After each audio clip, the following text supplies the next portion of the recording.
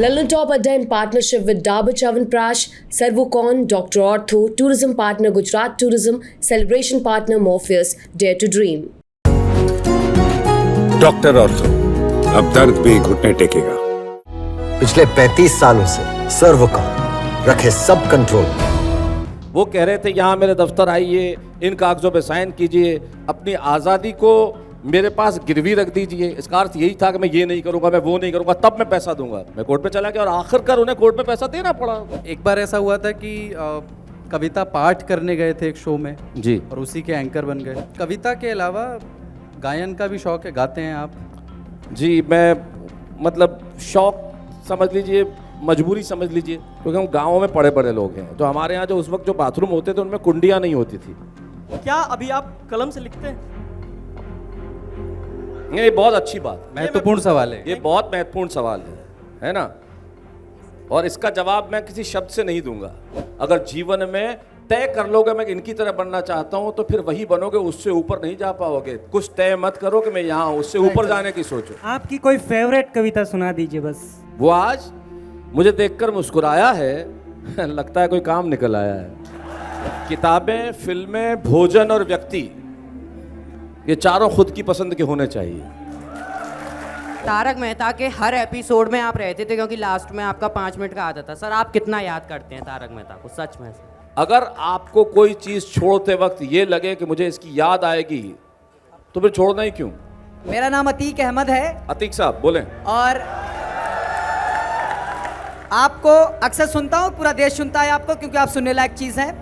Sir, एक सवाल। वाह मेरी जान, मैं सुनने लायक चीज हूँ, ये मैंने पहली बार सुना है। जाने दो ऐ जाने जा माँ के नाम पे करता हूँ। मुझको वो कैसे पाली थी, वो रात बहुत ही काली थी, उस वक्त नहीं था गैस, कोई लकड़ी पे दूध उबाली थी। मेरे पास सिर्फ हुनर का साथ था, उसके पास लकीरों वाला हाथ था। क्या कहा अंधेरा जीत गया, और क्या कहा उजाला हार गया, और क्या कहा सूरज के सारे ही कुनबे को लकवा मार गया।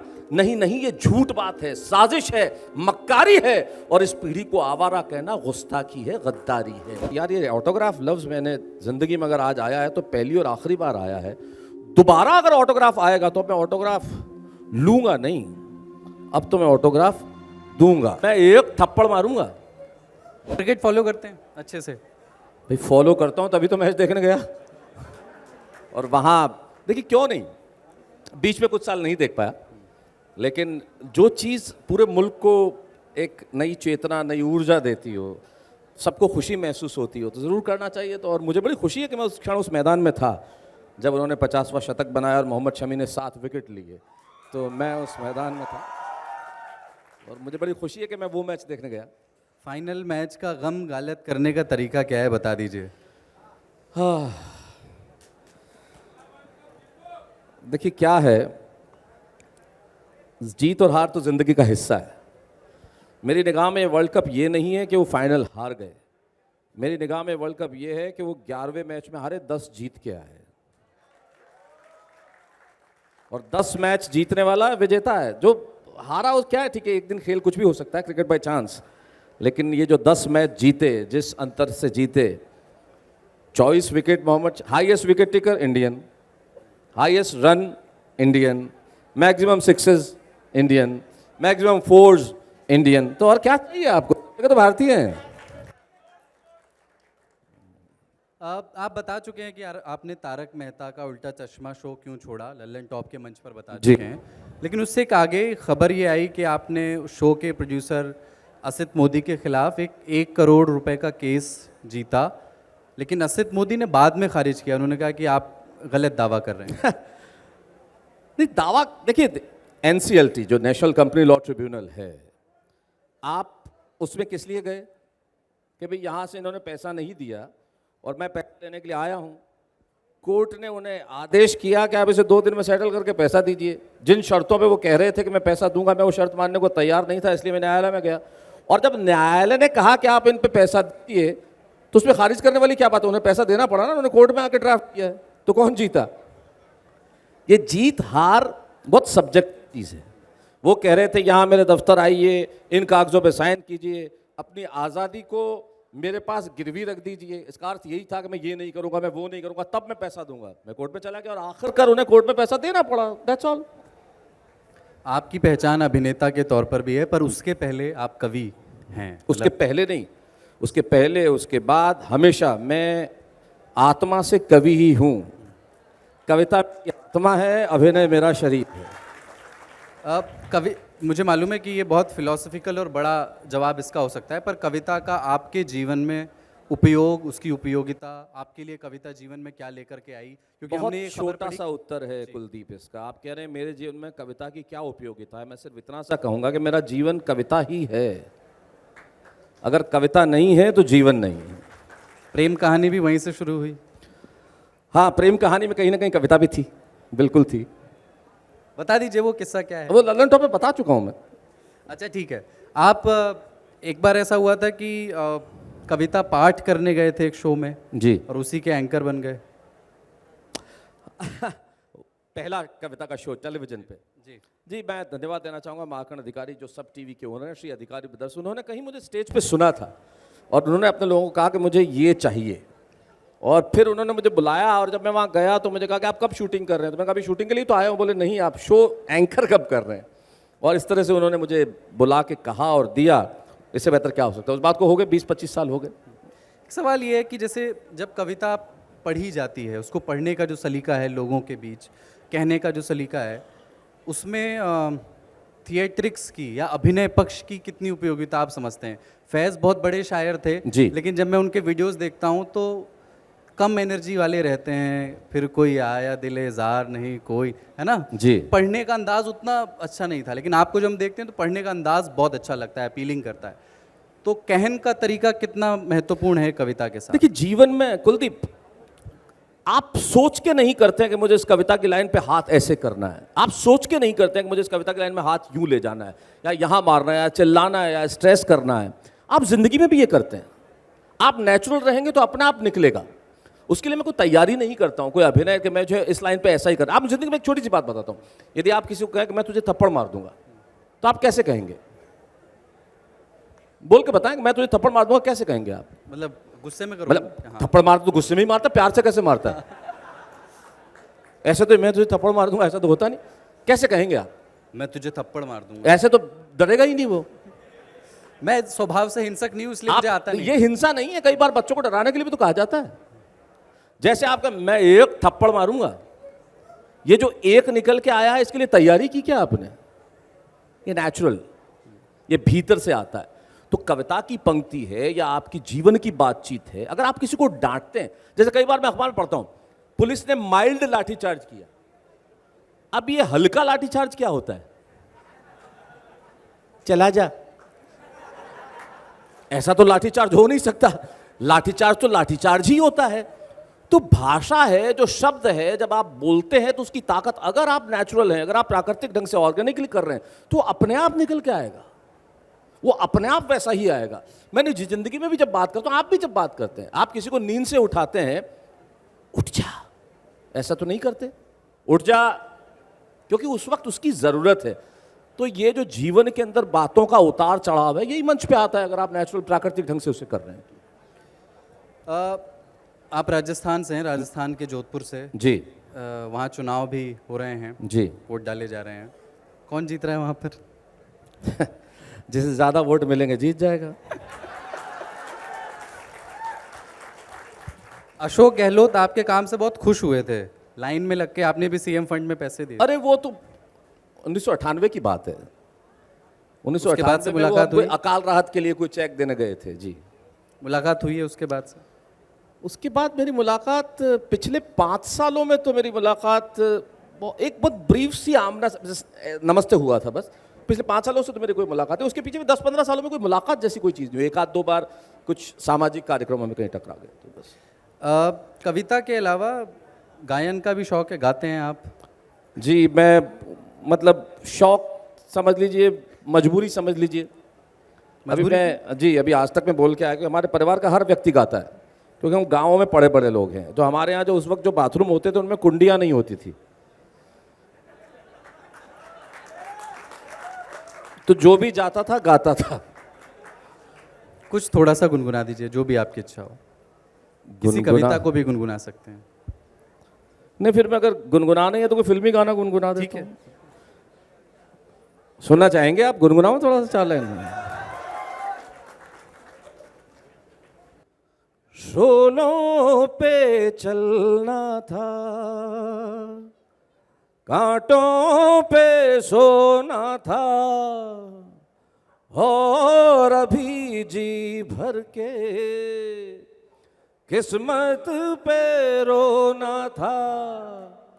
जाने से कितने बाकी छोड़ के काम हो, मैं चला, मैं शायर बदनाम। मेरे घर से तुमको कुछ सामान मिलेगा, दीवाने शायर का एक दीवान मिलेगा, और एक चीज मिलेगी, टूटा खाली जाम।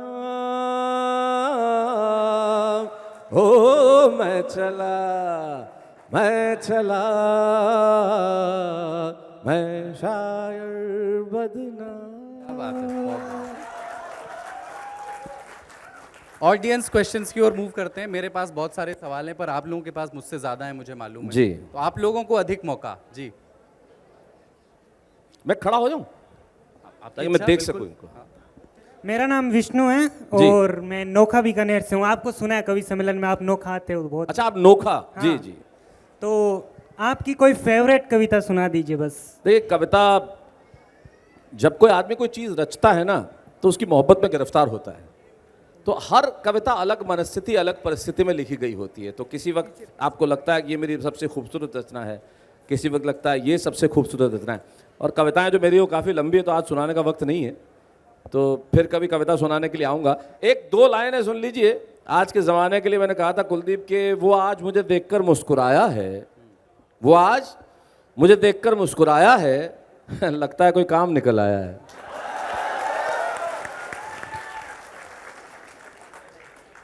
जी, अगला सवाल। जी सर, मैंने आपको बहुत सुना है जी। और बहुत जगह देखा भी है, और मैं खुद भी इवन पोइट्री करता हूँ। आपका नाम क्या सर? दानिश। दानिश जी। सर, मैं खुद भी पोइट्री करता हूँ, तो मुझे आपसे थोड़ा सा आइडिया चाहिए था कि अगर आपके साथ स्टेज पे आना हो या आपकी तरह बनना हो तो कोई एडवाइस। देखिए, सबसे पहले तो दिमाग से ये निकाल दीजिए कि मेरे जैसा बनना है। मैं क्या हूँ, मैं कौन हूँ? जिंदगी में तय मत कीजिए कि मुझे आपके जैसा बनना है। किशोर कुमार अशोक कुमार साहब के छोटे भाई थे। अशोक कुमार उस ज़माने के सुपरस्टार। ये मैंने कहीं सुना है, मुझे नहीं मालूम कितना सच है, कितना गलत है, कितना झूठ है, लेकिन मैंने सुना जब किशोर कुमार जी की इच्छा हुई कि वो भी कुछ करें तो उन्होंने अशोक कुमार जी को जाके कहा कि मैं भी अभिनय करना चाहता हूँ, वो सुपरस्टार उस ज़माने के। तो उन्होंने उसे डांट दिया और भगा दिया, चलो यहाँ से, कुछ नहीं हो सकता तुम्हारा, क्या करोगे तुम। किशोर कुमार चले तो गए। आज अशोक कुमार जी, दादा मुनि, बहुत बड़े actor, stalwart. Kishore Kumar actor, producer, writer, singer, music composer, film director, क्या नहीं। और जब उन्होंने बाद में कुछ सालों बाद अपने बड़ भाई से पूछा कि आपने मुझे डांट क्यों दिया था, कि मैंने डांट इसलिए दिया था कि तुम सिर्फ अशोक कुमार बनना चाहते थे, कि मैं आपकी तरह बनना चाहता हूं। अगर जीवन में तय कर लोगे मैं इनकी तरह बनना चाहता हूं तो फिर वही बनोगे, उससे ऊपर नहीं जा पाओगे। कुछ तय मत करो कि मैं यहाँ हूं, उससे ऊपर जाने की सोचो। तय मत करो कि मुझे ऐसा बनना है, मुझे कुछ बनना है, और उसमें कई लोग पीछे निकल जाएंगे। शुक्रिया सर, शुक्रिया। Hello sir. जी सर। मेरा नाम श्रेयांश है, जी मैं श्रेयांश, बहुत बड़ा फैन हूँ। जी श्रेयांश, थैंक यू। कुछ किताबें जो आप रिकमेंड करना चाहेंगे कि सबको पढ़नी चाहिए? कुछ किताबें, फिल्में, भोजन और व्यक्ति, ये चारों खुद की पसंद के होने चाहिए। जिंदगी में दूसरों के रिकमेंडेशन मत सुनो। भाई हो सकता है कोई आपको फिल्म अच्छी लगे, मुझे ना लगे, कोई व्यक्ति आपको अच्छा लगे, मुझे ना लगे।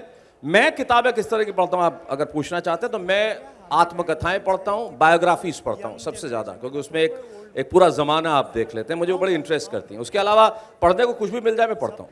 सर मैं बचपन से तारक मेहता जी को देखता हुआ आ रहा हूँ और आज मैं सच में बहुत याद करता हूँ सर।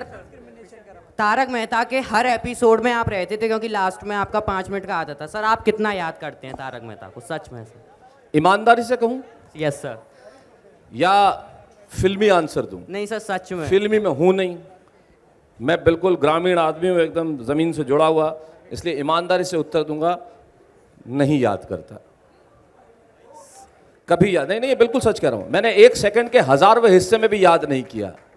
अगर आपको कोई चीज़ छोड़ते वक्त ये लगे कि मुझे इसकी याद आएगी तो फिर छोड़ना ही क्यों?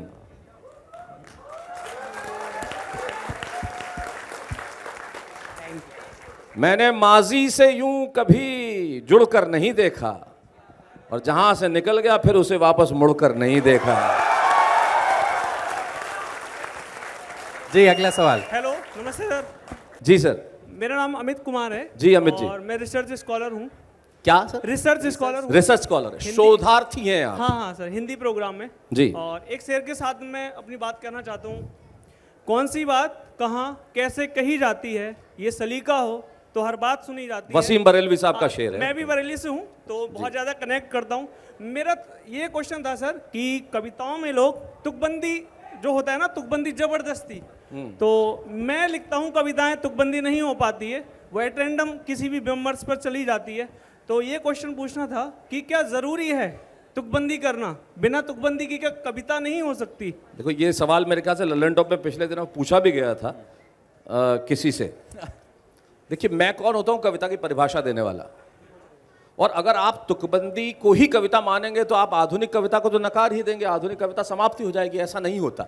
लेकिन हाँ, एक कविता में एक छंदबद्धता, एक गे, जैसे मैं फ्री वर्ड्स लिखता हूँ, मैं छंद का ज्ञानी नहीं हूँ, मैंने हिंदी साहित्य पढ़ा नहीं है, लेकिन मेरी कविताओं में उसके अंदर कहीं ना कहीं ऐसा, देखिए कविता कविता कैसे बनती है, उसमें कहीं महसूस होना चाहिए कि ये कविता है, उसमें भाव है। वरना संस्कृत में एक वाक्य, उसका मतलब है कि अगर एक वाक्य में भी आपको रस आ रहा है तो वो कविता है।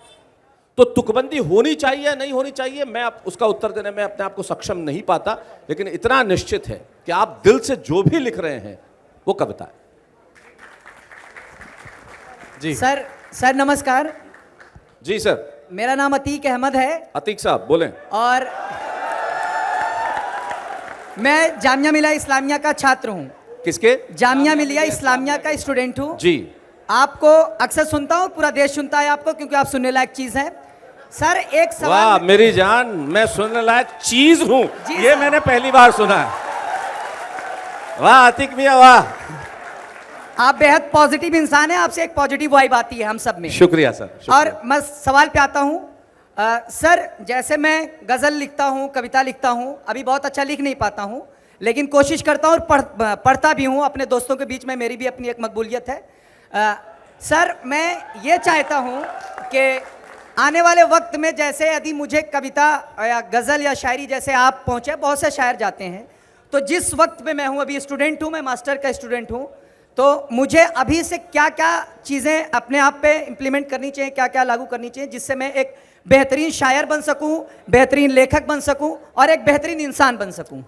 देखिए मैं बेहतरीन इंसान बनने की बात तो ज़रूर करूंगा, क्योंकि कोई भी अच्छा कवि, अच्छा शायर नहीं हो सकता अगर वो इंसान अच्छा नहीं है तो। और अंततः अगर आप अच्छे नहीं हो तो वो सामने नज़र आ भी जाता है, दिख भी जाता है। सबसे पहली चीज़ तो पढ़ो, खूब पढ़ो और खूब सुनो। अच्छा पढ़ोगे तो अच्छा गढ़ोगे, अच्छा सुनोगे तो अच्छा रचोगे। आप कितने बड़े शायर बनते हैं, कितने बड़े कवि बनते हैं, इसका पैमाना ना आप तय कर सकते हैं न मैं तय कर सकता हूँ। ये जनता तय करती है कि आप क्या बनेंगे, कितने सुने जाएंगे, कहाँ सुने जाएंगे। ऐसे बहुत सारे लोग हैं जो बहुत अच्छे कवि हैं, बहुत अच्छे शायर हैं, लेकिन शायद आप उनका नाम नहीं जानते होंगे। ये ऊपर जो बैठा है ना स्क्रिप्ट राइटर, उसके कॉमा फुल स्टॉप भी कुछ बदलता नहीं। मेरी 2 पंक्तियां मुझे याद आती कि उसमें एक सिर्फ शब्द पे आप गौर कीजिएगा कुलदीप, वो सिर्फ ही सबसे महत्वपूर्ण है कि मेरे पास सिर्फ हुनर का साथ था, मेरे पास सिर्फ हुनर का साथ था, उसके पास लकीरों वाला हाथ था।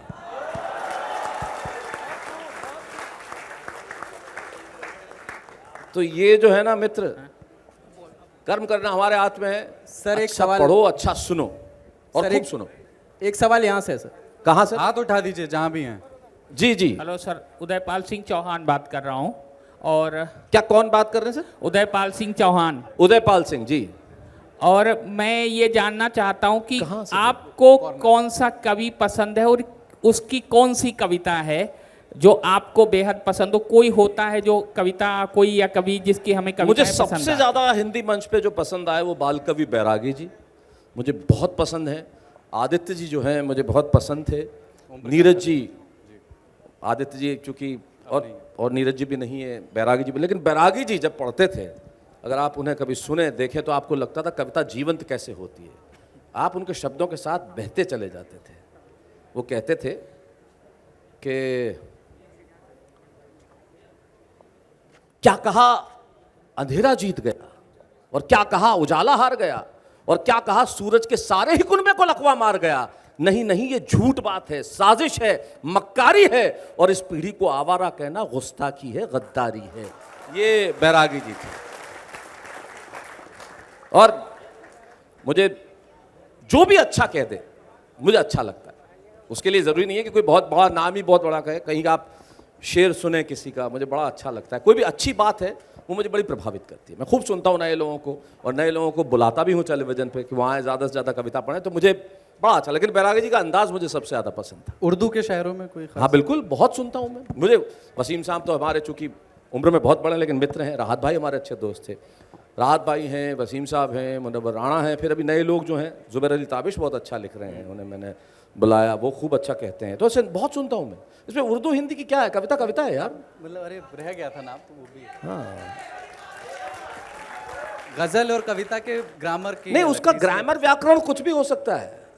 कविता कविता है, उसे आप कविता कहते हैं, गजल कहते हैं, नज्म कहते हैं, नाम का फर्क से क्या फर्क पड़ता है? दोनों भाषाएं मेरी है, इस माटी की भाषा है, हिंदुस्तान की भाषा है। वो तो है ही। जी अगला सवाल। Hello hello sir. जी नमस्कार, खुश रहो। वहीं से एक्चुअली सर मैं पहले लिखता था ग्रेजुएशन में, और जी। फिर मैं आईटी सेक्टर का एम्प्लॉय हूँ कुछ कारणों की वजह से।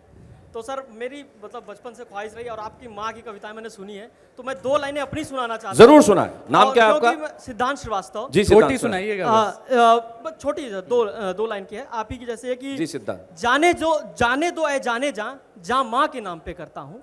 मुझको वो कैसे पाली थी, वो रात बहुत ही काली थी, उस वक्त नहीं था गैस, कोई लकड़ी पे दूध उबाली थी। वाह। माँ का प्रेम प्रथम तल है, माँ का प्रेम प्रथम तल है, इस पे अभिमान में करता हूँ।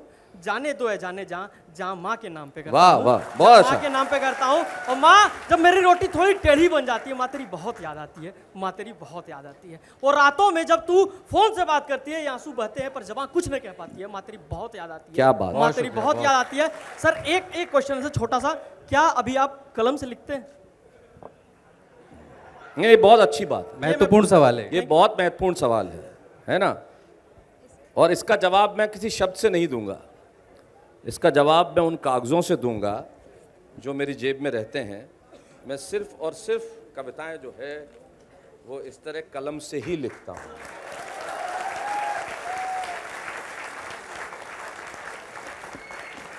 जी अगला सवाल कोई है? कागज की खुशबू न मिले तो मुझे नींद नहीं आती है। जी यस सर। राम राम सा। कटहूँ बोलो। राम राम सा। हाँ सर, राम राम सा। खमागणी दंडवत प्रणाम। खमागणी। मैं जेठनाथ गोस्वामी बाड़मेर राजस्थान से आता हूँ। जी सर, आप इतने बड़े कवि, एक्टर, सब कुछ आपने हासिल कर दिया जोधपुर जैसी छोटी जगह से आके। जोधपुर तो बड़ी जगह, मैं तो बहुत उनसे छोटी जगह पे रहा हूँ।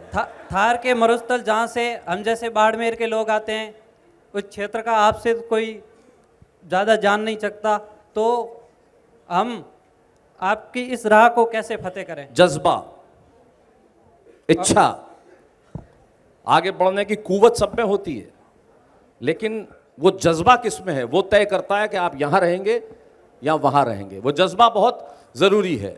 बाड़मेर से मेरा नाता इसलिए आप यकीन करेंगे, डॉक्टर स्वाति लोढ़ा जो मेरी पत्नी है, जो आज डीन है, डायरेक्टर है, हेड है, उन्होंने 21 साल की उम्र में अपनी एक कंपनी बनाई थी स्वैश, जिसने हज़ारों स्टूडेंट्स को ट्रेन किया, और वो पहली से लेकर 12 तक आपके बाड़मेर में पढ़ी हैं।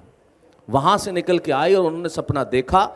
और मैं तो सिरोही, बालोतरा, रायपुर, मावली, निम्बाड़ा, बहुत छोटे छोटे गांवों से निकल के आया, और मैं यही कहूँगा कि ईश्वर ने मदद की, उन्होंने आशीष दिया, इसलिए मैं यहाँ तक पहुँचा। लेकिन जज्बा कहीं था, कुछ तो भीतर था कि यार भीड़ का हिस्सा नहीं बनना है, भीड़ का हिस्सा तो नहीं बनना है, भीड़ में एक चेहरा बनना है। तो मैं मावली में स्कूल में पढ़ता था, सीधा एक कोई ऐसे ही फंक्शन चल रहा था और मैं बिना कुछ सोचे समझे उस एंकर के पास चला गया, जैसे कुलदीप आप कर रहे हैं। मैंने कहा मुझे चुटकुला सुनाना है, और उसने कहा सुना दो। मैं 8-9 साल, और मैंने सुना दिया भीड़ के सामने। टांगे जरूर कांप रही थी पहली बार, लेकिन जज्बा था कि कुछ भीड़ में तो नहीं बैठना, यहाँ जाके कुछ करूँगा। तो वो जज्बा रखोगे तो सब कुछ मिलेगा। मेरा अभी मैंने कहीं कहा, अभी थोड़ी देर पहले वो जो अचानक वो 2 पंक्तियाँ याद आ गई, मैंने कहा था आप कहते हैं कोई नहीं कर सकता, लेकिन जिसे करना है वो कर देता है। मैंने यहाँ ये कहा कि मैं क्या कहूँ कि लोग मुझे सलाम नहीं करते, मेरे बच्चे ही मेरा एहतराम नहीं करते, रोज अपने जहन से पहाड़ चढ़ता हूँ मैं, आप कहते रहिए मेरे पाँव काम नहीं करते। एक आखिरी सवाल मेरी ओर से, चूंकि आप उन दिनों की याद कर रहे थे जी, आपकी जिंदगी का, इस सफर का, इस करियर का डेयर टू ड्रीम मूवमेंट क्या था, जब आपने सपना देखने का साहस दिखाया और आपको लगा कि उसकी वजह से आज मैं यहाँ। देखिए मूवमेंट वो कुलदीप, एक मूवमेंट में ज़रूर याद करूँगा। मैंने अभी एक कहीं मैं मोटिवेशनल स्पीच दे रहा था, वहाँ बोला भी, और बड़ा कमाल का मूवमेंट है वो। मैं 1978 की बात है, 77-78 की बात, इतना समय था, और निम्बाहेड़ा एक जगह है राजस्थान में, चित्तौड़गढ़ ज़िले में, वहाँ मैं पढ़ाई करता था क्योंकि पिताजी की नौकरी वहाँ थी। अब वो डेयर टू ड्रीम मूवमेंट बन गया, ये बात की बात है, तब मैंने सोचा नहीं था कि ऐसा होगा। और एक बड़े उस ज़माने के बड़े कमाल के स्टार थे जूनियर महमूद साहब फिल्मों में। Junior Mehmood was very popular as a child artist, then as a young artist. वो महमूद साहब का एकदम हम काले हैं तो क्या हुआ दिल वाले हैं फिल्मों में बड़े आते थे। अच्छा, बहुत छोटी जगह पे हम रहते थे उस ज़माने में, फिल्म का पर्दा मतलब सब कुछ, उसके अलावा और कोई अखबार भी नहीं आता था। मतलब अखबार भी जो शहर के बीच का एक गेट है उसके अंदर हाथ से लिख के चिपकाए जाते थे, उस तरह के अखबार छपते हुए नहीं आते थे वहाँ पे। उस ज़माने की बात कर रहा हूँ मैं, 78। तो फिल्म सबसे बड़ी चीज़, और फिल्म के पर्दे में कोई आ रहा है तो वो तो सबसे ही बड़ा हो गया। और मैं एज ए किड फिल्मों का दुर्दांत फैन, जघन्य, मतलब उससे आगे कुछ हो ही नहीं सकता। और वहाँ अपने ऑर्केस्ट्रा के साथ शो करने आए थे। अब हमारी पिताजी की तनख्वाह तो हम जानते थे, तो हमारी इतनी औकात ही नहीं कि हमें जाना है, और मैं ले जाता भी कौन। शायद स्कूल के मैदान में शो था, तो मैं अपने घर के बाहर उदास सा बैठा हुआ था, लोग जा रहे थे और मैं दुखी कि ये सब शो देखेंगे। मैं इतना दुखी, हिंदुस्तान में होता है ना, जब कोई खुश होता है तो आप दुखी हो ही जाते हैं, तो मैं दुखी था। और बहुत तेज़ बारिश आ गई उस दिन, बारिश आई तो शो धुल गया। अब ये सब लौट के वापस आ रहे हैं और देख लो, बड़ा प्रसन्न हो रहा था मैं। अब हुआ ये कि छोटी जगह थी तो लोगों ने पैसे खर्च किए थे, तो उन्होंने कहा शो दूसरे दिन रिपीट होगा, कुछ मोहर वोहर लगा के दिया टिकट पे, क्या किया मुझे याद नहीं। दूसरे दिन फिर बारिश, तब उनको करना पड़ा कि भाई जो टिकट विकट कुछ नहीं, जिसको आना है वो आओ, शो खुला है। अब ये सुनना था कि मेरी बाँछें खिल गई। हमारे पड़ोस में एक लड़का रहता था, उसके फादर, ये इंस्पेक्टर ऑफ स्कूल से एक पोस्ट होती है, जो शिक्षा अधिकारी होते हैं, उनका बेटा था। तो मुझे लगा स्कूल के मैदान में ये मुझे कुछ ले जाएगा, तो मैंने उसको कहा यार तू मुझे जूनियर महमूद को मिला देगा, दिखाना है मुझे, दिखा देगा। तो बोले दिखाऊंगा, ऑटोग्राफ भी दिलवाऊंगा। मैंने कहा ये क्या होता है, क्योंकि मैंने कभी सुना ही नहीं था। बोले जो फेमस लोग होते हैं उनका साइन लेते हैं। मैंने कहा जो तू करेगा वो करूँगा, तुम्हें वो माता चा पिता तुम्हें, क्योंकि तू मुझे लेके जा रहा है। वो लेके गया, उसने वादा निभाया। स्टेज यहाँ था, ये परफॉर्म कर रहे थे, साइड में उसके पिताजी ने एक स्टूल रखवाया, 3/4 स्टूल पे वो बैठा था, 1/4 पे मैं बैठा था। बड़ा प्रसन्न कि वहाँ देखने को मिल गया। मुझे वो दिन अभी तक याद है। बेल बॉटम जो वाइट, जो इतनी बड़ी होती थी, फ्रिल वाला शर्ट, वो नीचे उतल के आए, मैं अकेला, क्योंकि मेरे साथ कोई था नहीं, मैं तो उस बच्चे के साथ आया था। उसने ऑटोग्राफ बुक निकाली, सर ऑटोग्राफ, उन्होंने साइन किए। मैंने ऑटोग्राफ लफ्ज़ी ज़िंदगी में उस दिन पहली बार सुना था। मैं हिंदी मीडियम का विद्यार्थी, मेरे पास कुछ था नहीं, तो मैंने ऐसे कागज़ का टुकड़ा कहीं से ढूंढ लिया और दे दिया। अब उनकी गलती भी नहीं, अब वो ऐसे कागज़ के टुकड़े पे कौन साइन करेगा, टुकड़े पे थोड़ा अजीब लगता है, तो उन्होंने कहा नहीं, कागज़ पे साइन नहीं होते। अब एक अंग्रेजी कहावत है, you can forget the injury but you can not forget the insult.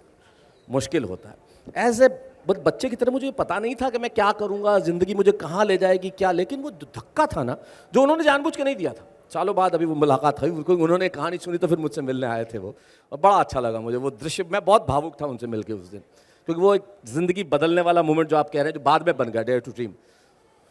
तो धक्का लगा। अब मैं रोता हुआ, आंखों में आंसू, मेरे साथ कोई था नहीं, वो छोटा सा निक्कर पहना हुआ मैं, 7-8 साल का मैं, और भीड़ निकल गई। और मैं बहुत अपमानित सा महसूस करता हुआ मैंने अपने आप से कहा कि यार ये ऑटोग्राफ लफ्ज़ मैंने ज़िंदगी में अगर आज आया है तो पहली और आखिरी बार आया है, दोबारा अगर ऑटोग्राफ आएगा तो मैं ऑटोग्राफ लूँगा नहीं, अब तो मैं ऑटोग्राफ दूंगा। और ये बड़े फिल्मी बात थी, मुझे नहीं मालूम था कि मैं ज़िंदगी में क्या करने वाला हूँ, मुझे बिल्कुल नहीं मालूम था मैं क्या करने वाला हूँ। लेकिन उसके 2-2.5 साल बाद 30 सितंबर 1980 का दिन, राजस्थान का एक जगह सुमेरपुर, निकर पहने हुए एक बच्चा शैलेश लोढ़ा माइक पे कविता पढ़ता है, 15-20 हज़ार लोगों की भीड़। और जब कविता ख़त्म होती है, जब सारे लोग नीचे उतरते हैं, वो चेतक कॉपी और रजिस्टर आया करती थी, एक आदमी लेके आता है और कहता है ऑटोग्राफ, मैं हिंदी में साइन करता हूँ शैलेश, और ऊपर कहता हूँ देख तूने यार क्या साथ दिया है, कर दिखाया। तो वो जो मोमेंट था वो ज़िंदगी में कभी नहीं भूल सकता मैं। और कट टू 2022, मेरी वैनिटी के बाहर शैलेश लोढ़ा भाई का शूट, और उसी बसरा स्टूडियो में जूनियर महमूद साहब की कोई शूटिंग चल रही थी। उन्हें पता चला मैं यहाँ हूँ तो मुझे कोई आया साहब जूनियर महमूद साहब आए, मैं दौड़ के गया और वो अंदर आए, बोले शैलेश जी मैंने कहानी सुनी थी। मैंने कहा कहानी सुनी, हम गले मिले। ये ज़िंदगी है साहब, ये वहाँ से लेके यहाँ तक ये ज़िंदगी है। बहुत बहुत शुक्रिया शैलेश लोढ़ा जी इन प्रेरक कहानियों को बताने के लिए। ललन टॉप पर आप जब भी आते हैं हमारे लिए वो बहुत ही सीखने वाला होता है मौका, और आप आने के बाद जब जाते हैं और देश भर से प्रतिक्रियाएं आती हैं तो हमारे और आपके लिए बहुत सीखने को होता है। वो आपस की बात है जी, तो आपस की राजदारियों की बात नहीं होगी। जोरदार तालियों से शुक्रिया अदा करिए शैलेश लोढ़ा का। Thank you. Kuldeep, Lalan top अड्डे पर अब परफॉर्म करने के लिए आ रहे हैं मशहूर stand up comedian Pratyush Choubey.